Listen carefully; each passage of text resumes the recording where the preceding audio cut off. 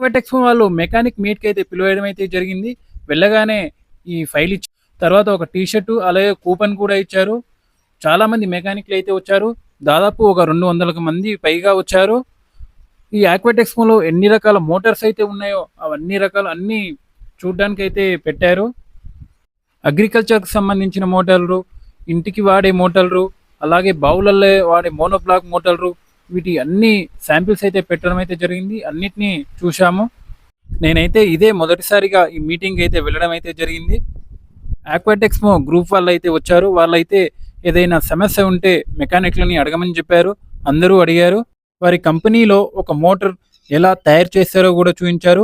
ఒక టెక్స్మో బ్యాగ్ అయితే ఇచ్చారు.